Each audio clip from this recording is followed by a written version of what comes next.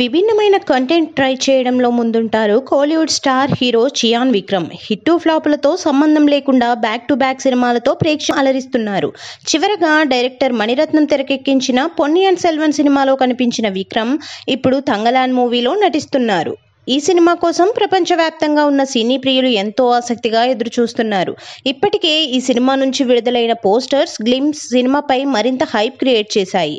భారీ అంచనాల మధ్య తెరకెక్కిస్తోన్న ఈ period action drama independent day సందర్భంగా ఆగస్టు 15న విడుదల కానుంది. డైరెక్టర్ పా రంజిత్ దర్శకత్వం వహిస్తున్న ఈ మూవీలో అందాల రాశి మాలవికా మోహనన్ నెగటివ్ షేడ్స్ ఉన్న పాత్రలో కనిపించనుంది.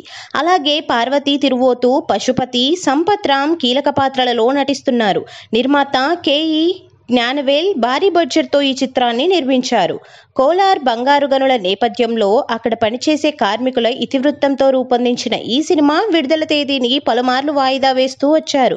కొద్ది రోజుల క్రితం ఆగస్టు 15వ తేదీన ప్రపంచవ్యాప్తంగా విడుదల చేయనున్నట్లు ప్రకటించారు.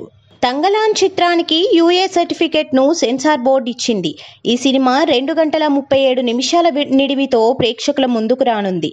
దీంతో ఇప్పుడు తంగలాన్ సినిమాపై మరింత క్యూరియాసిటీ ఏర్పడింది.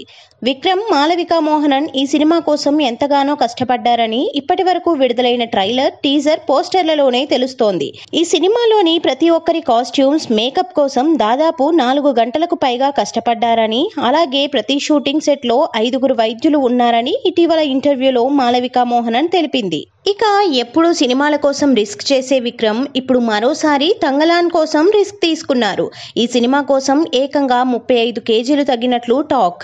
అలాగే ఈ మూవీలో విక్రమ్కు ఎలాంటి డైలాగ్స్ ఉండవని తెలుస్తోంది. దీంతో ఈ సినిమాపై అభిమానులలో అంచనాలు మరింత మించిపోయాయి.